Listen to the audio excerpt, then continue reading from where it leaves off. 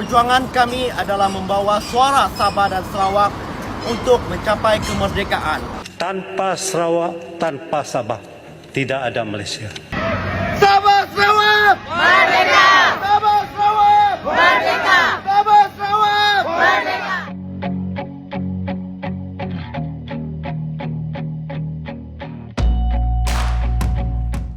Halo Studio Lovers, isu keinginan Sabah dan Sarawak untuk merdeka dari Malaysia bukanlah hal baru. Namun dalam beberapa tahun terakhir, wacana ini kembali mencuat dan menjadi sorotan publik terutama di media sosial. Sejumlah gerakan dan organisasi pro kemerdekaan bermunculan, menyuarakan ketidakpuasan terhadap ketidakadilan pembangunan, pembagian sumber daya, serta status politik kedua wilayah ini dalam Federasi Malaysia. Apakah benar Sabah dan Sarawak ingin lepas dari Malaysia? Lalu apa yang melatar belakangi keinginan tersebut? Apakah Sabah dan Sarawak memilih Malaysia ataukah Indonesia? Nah, seperti biasa sebelum kita lanjut, jangan lupa untuk menekan tombol subscribe dan aktifkan juga lonceng notifikasinya agar kamu tidak ketinggalan info terbaru dari Studio Langit. Perjuangan kami adalah membawa suara Sabah dan Sarawak untuk mencapai kemerdekaan. Sejarah masuknya Sabah dan Sarawak ke Malaysia. Sabah dan Sarawak resmi menjadi bagian dari Federasi Malaysia pada 16 September 1963 bersama dengan Malaya dan Singapura. Namun tidak semua pihak sepenuhnya setuju dengan penggabungan ini. Beberapa tokoh sejarah mencatat bahwa proses masuknya Sabah dan Sarawak ke Malaysia penuh dengan kontroversi. Salah satunya adalah ketidaksesuaian antara isi Perjanjian Malaysia 1963 atau Malaysia Agreement 1963 MA63 dengan pelaksanaannya di lapangan. Banyak penduduk Sabah dan Sarawak merasa bahwa janji-janji dalam MA63 seperti otonomi luas dan perlakuan setara tidak sepenuhnya ditepati. Sumber daya alam melimpah tetapi tingkat kemiskinan tinggi. Sabah dan Sarawak dikenal sebagai wilayah yang kaya akan sumber daya alam, terutama minyak dan gas. Bahkan lebih dari 60% produksi minyak Malaysia berasal dari dua wilayah ini. Selain itu, hutan tropis yang luas, hasil bumi, dan kekayaan laut menjadi potensi besar yang dimiliki oleh kedua negara bagian tersebut. Ironisnya, menurut data Departemen Statistik Malaysia tahun 2022, Sabah memiliki tingkat kemiskinan tertinggi di Malaysia, yakni mencapai 19,7%. Sarawak juga menempati posisi ketiga dengan angka kemiskinan sebesar 10,8%. Nah, hal ini memunculkan pertanyaan besar, kemanakah hasil kekayaan alam mereka mengalir? Banyak masyarakat Sabah dan Sarawak merasa bahwa mereka hanya menjadi penyumbang bagi pembangunan semenanjung Malaysia, namun tidak mendapatkan timbal balik yang seimbang. Ketimpangan pembangunan infrastruktur. Jika dibandingkan dengan semenanjung Malaysia, kondisi infrastruktur di Sabah dan Sarawak masih jauh tertinggal. Akses jalan raya, transportasi umum, fasilitas pendidikan, dan layanan kesehatan di banyak daerah pedalaman kedua wilayah ini masih sangat terbatas. Ketimpangan ini telah menjadi sumber rasa frustasi yang meluas di kalangan masyarakat lokal. Mereka merasa dianaktirikan dan tidak diprioritaskan dalam agenda pembangunan nasional. Gerakan Kemerdekaan. Memasuki abad ke-21, mulai bermunculan sejumlah organisasi gerakan kemerdekaan bagi Sabah dan Sarawak untuk keluar dari Malaysia.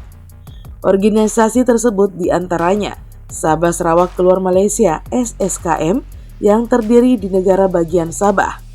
Ada juga Sarawak Association of People's Aspirations (SAPA) dan berbagai gerakan kemerdekaan yang lainnya. Aksi Kemerdekaan. Pada tanggal 23 September 2024, sebuah kelompok kemerdekaan Sabah dan Sarawak terlihat melakukan sebuah aksi. Nah, aksi mereka ini dilakukan di depan gedung Parlemen Victoria, Australia. Aksi kelompok kemerdekaan ini lalu menjadi viral. Mereka menurunkan bendera Malaysia dan menggantinya dengan bendera Sabah dan Sarawak sebagai bentuk dukungan mereka untuk Sabah dan Sarawak. Kita menurunkan bendera Malaysia. Tidak sedikit penduduk di Sabah dan Sarawak yang memberikan dukungan terhadap gerakan ini. Telah diwakili dan terus diperjuangkan hingga ke dunia internasional. Kita menurunkan bendera Malaysia. Misi kemerdekaan. Salah satu anggota dari gerakan kemerdekaan tersebut diketahui bernama Sabah Sarawak Australia New Zealand SSRNZ. Moses mengatakan bahwa tujuan dari aksi yang mereka lakukan tersebut merupakan misi untuk membawa suara Sabah dan Sarawak keluar dari Malaysia hingga meraih kemerdekaan. Penjelasan dari Moses ini tentu saja menjadi tanda bahwa persatuan Malaysia terancam dan sedang tidak baik-baik saja. Tantangan menuju kemerdekaan. Meski aspirasi untuk merdeka semakin kuat, tantangan yang dihadapi sangatlah besar. Selain hambatan politik dan hukum dari pemerintah pusat, isu kemerdekaan juga belum mendapatkan dukungan mutlak dari seluruh masyarakat Sabah dan Sarawak. Sebagian masyarakat masih merasa bahwa bersatu dalam Federasi Malaysia memberikan stabilitas politik dan ekonomi yang lebih baik. Mereka khawatir bahwa jika merdeka, Sabah dan Sarawak akan menghadapi masalah internal yang tidak kalah rumit, seperti pembentukan sistem pemerintahan yang baru, pengakuan internasional, dan potensi konflik etnis. Pilih Indonesia atau Malaysia?